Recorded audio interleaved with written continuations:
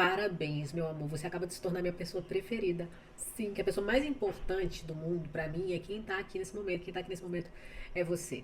E olha só, eu vou te mostrar como é que funciona essa prova de linguagens, essa prova densa, repleta de textos enormes. E você pensa muitas vezes que esses textos precisam ser lidos. Você pensa que essa prova é sobre interpretação. Você pensa que tem que estudar o mapa astral do Machado de Assis, o ascendente da Clarice Lispector, que você tem que saber tudo sobre oração subordinada, substantiva, objetiva e direta, que tem que saber tudo de variação linguística. Não.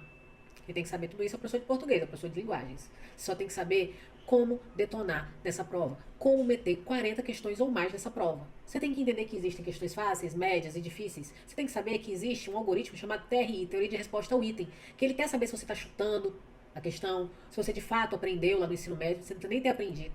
Mas eu vou te ensinar a entender essa prova. Eu passei um tempão mapeando essa provinha linda, e eu entendi bastante coisa, eu vou compartilhar com você. Vamos lá então para a prova de linguagens do Enem. Do que é que se trata? Primeiro, do que é que não se trata. Olha só, a prova de linguagens não é uma prova de interpretação. Caso contrário, você poderia contestar o gabarito e falar, ó, eu não interpretei dessa forma.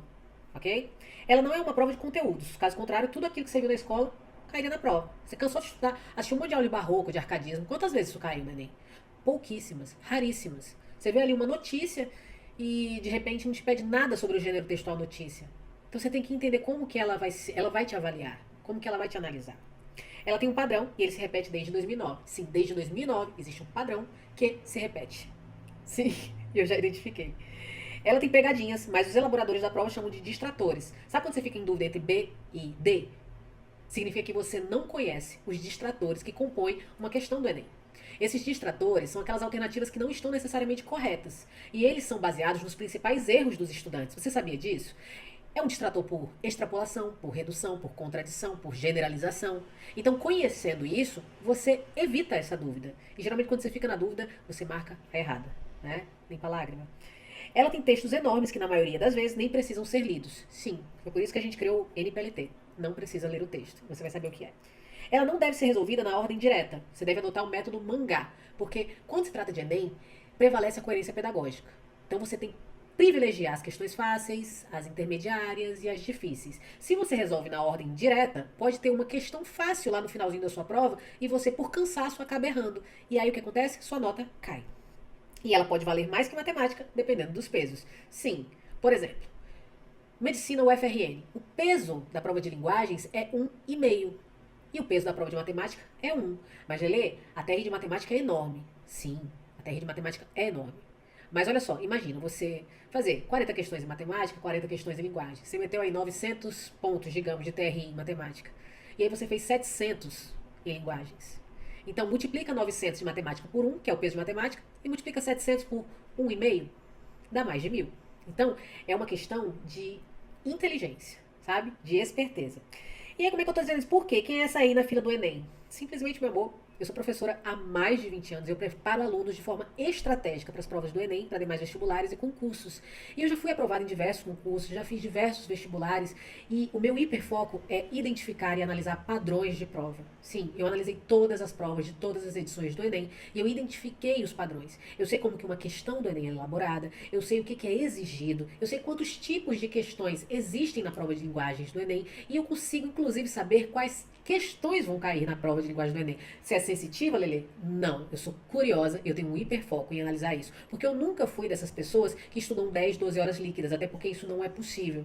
Eu não consigo me concentrar durante muito tempo numa mesma aula. Então eu quero um caminho com menos fricção até o êxito. E é isso que eu reproduzo para os meus alunos. Eu já atuei em diversas escolas, cursos, plataformas, mas criando marca-texto, foi fundamental para eu descobrir que é possível facilitar esse caminho, esse trajeto, diminuindo a rotina de estudos que é tão exacerbada, tão exaustiva, ensinando os meus alunos a terem gestão de prova, gestão de tempo de prova, estratégia de execução de prova e fazendo com que eles adotem o olhar do elaborador, da pessoa que elaborou aquela prova. Então isso dá a eles muita segurança, muita confiança, consequentemente, muitas questões gabaritadas, ok? Então eu sou Lele, espero que eu seja futuramente a sua professora, ou como dizem meus alunos, a sua manhã.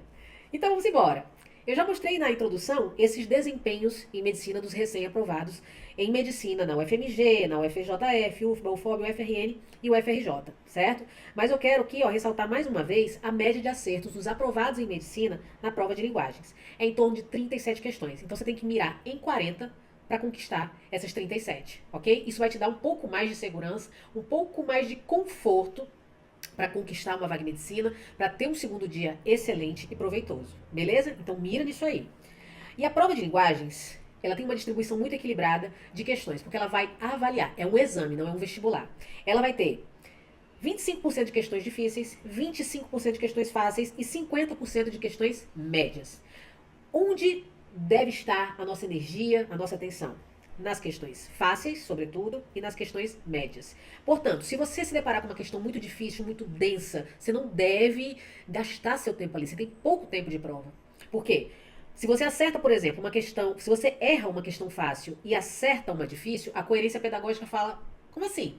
Ela errou uma fácil e acertou uma difícil? Tá chutando. O que vai fazer? O que vai acontecer? Sua nota vai cair. Então, a coerência pedagógica basicamente é o quê? É ser coerente. Tem que acertar as fáceis, tem que acertar as médias. Opa, acertou as difíceis, beleza. Mas acertou as difíceis, acertou as médias, errou as fáceis, sua nota cai. Ok? Então é preciso entender isso, saber identificar esses tipos de questões para direcionar sua energia justamente para isso. Beleza? E aí, o que são as questões fáceis da prova, Lele? Basicamente, eu trouxe até a imagem aqui do carrossel, para ficar mais ilustrativo e mais lúdico. As questões fáceis são aquelas que vão trazer os comandos, os tópicos, os objetos do conhecimento que a gente aprende no ensino fundamental 1. Basicamente, a gente aprende a identificar, a observar, a memorizar e a reconhecer.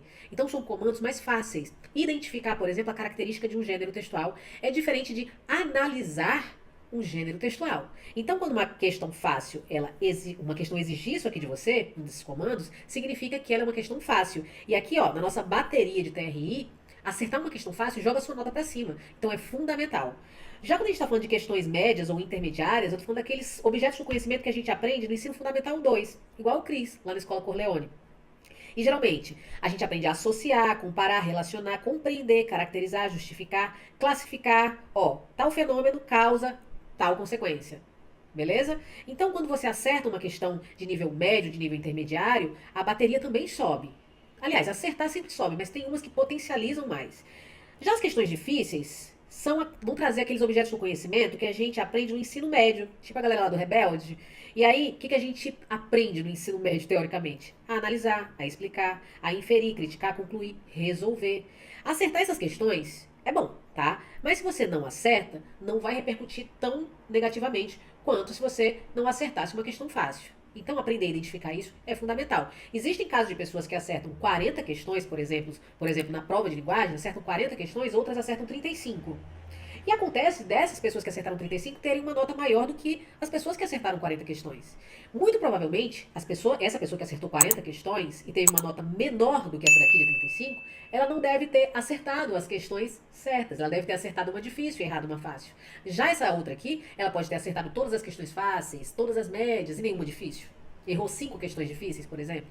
Então, é fundamental até saber errar quando o assunto é Enem, beleza?